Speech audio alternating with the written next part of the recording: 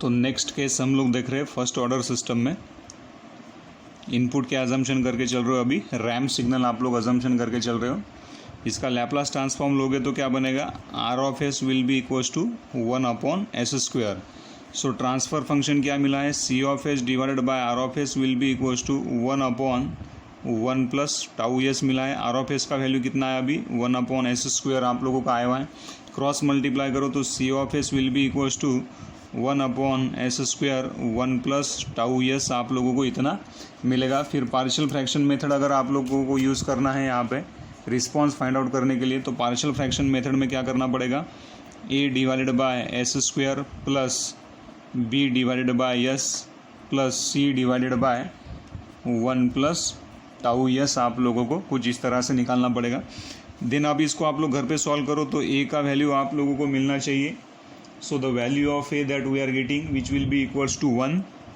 Then b का value आप लोगों को माइनस टाउ मिलेगा and c will be equals to plus tau square. इतना वैल्यू आप लोगों को कैलकुलेट करना, इतना मिलना चाहिए कैलकुलेशन के बाद में। आप लोग घर पे ट्राई करो, अब मैं इसमें टाइम पास नहीं करने वाला किस तरह से आया ये।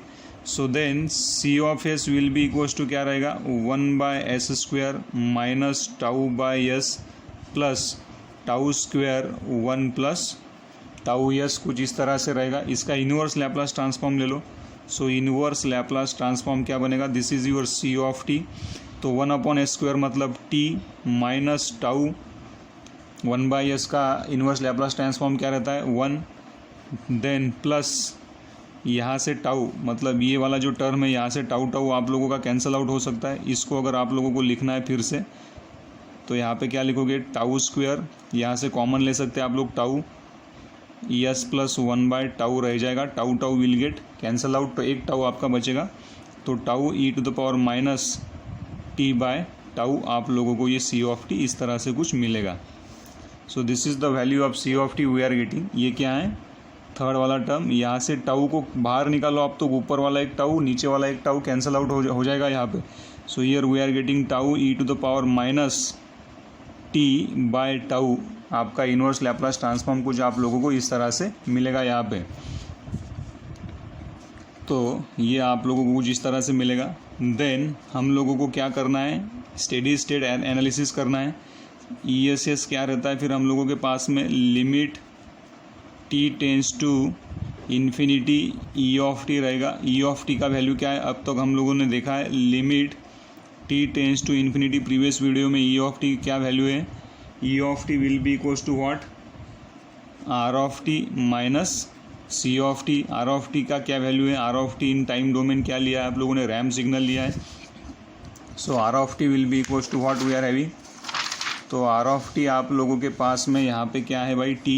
सो t minus c of T का वैल्यू क्या है, t minus tau plus tau e⁻ t by tau, कुछ ये वैल्यू हम लोगों को मिला है।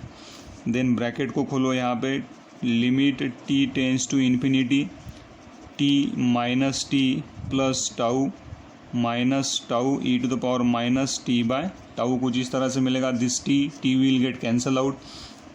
यहाँ पे t का वैल्यू पुटअप करो। नाउ ये t आप लोगों का इन्फिनिटी बन जाएगा तो e⁻∞। सो ये पूरा का पूरा टर्म आप लोगों का 0 बन जाएगा। तो finally ESS will be equals to what we are getting tau. तो इतना स्टेडी स्टेट एरर आप लोगों को जब ramp signal first order system के इनपुट को अप्लाई करोगे तो मिलेगा। हेंस इसका अगर आप लोग डायग्राम निकालना चाहो तो this is your C of T with respect to time T. ये आप लोगों का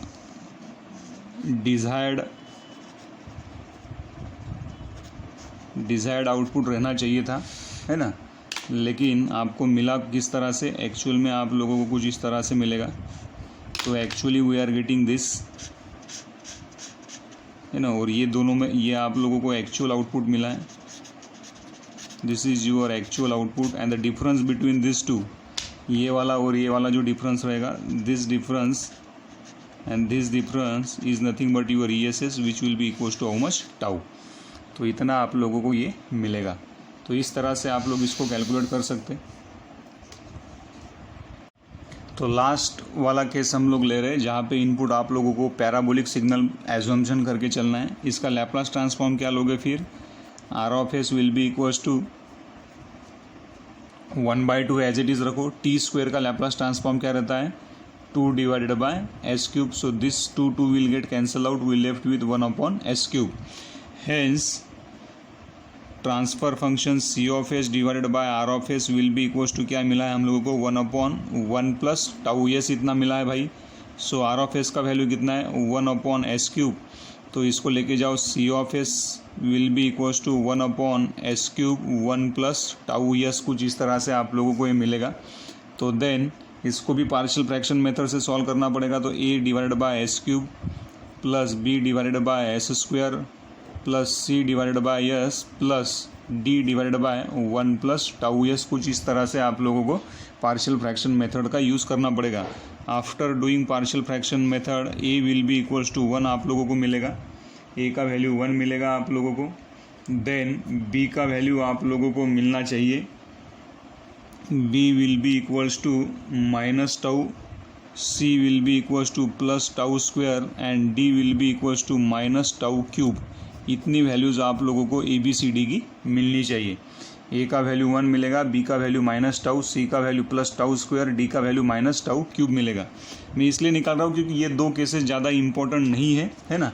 जस्ट मैं आप लोगों को steady state error time domain में किस तरह से एनालिसिस करते हैं फर्स्ट ऑर्डर सिस्टम के लिए, ये आप लोगों को एक्सप्लेन करवा के दे रहा हूँ।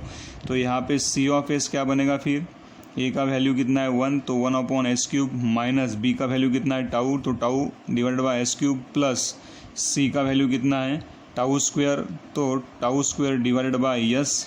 देन d का वैल्यू कितना है यहाँ पे minus tau cube divided by 1 plus tau s, कुछ इस तरह से रहेगा।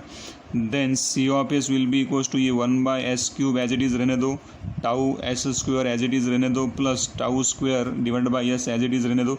इसको सिंप्लीफाई कर सकते हैं आप लोग, टाउ क्यूब, टाउ को बाहर निकालो तो यहाँ पे s प्लस 1/टाउ आएगा, टाउ टाउ एक टाउ कैंसल आउट होगा। तो यहाँ पे क्या बचेगा फिर, टाउ स्क्वायर बच जाएगा, यहाँ पे अलग पेन से लिख रहा हूँ, टाउ स्क्वायर यहाँ पे बचेगा। इसका इन्वर्स लैप्लास ट्रांसफॉर्म ले लो आप लोग, इनवर्स लैप्लास ट्रांसफॉर्म अगर लिए तो then this will become C of t 1/s cube. ये किसका लैप्लास ट्रांसफॉर्म है, टी स्क्वायर का, माइनस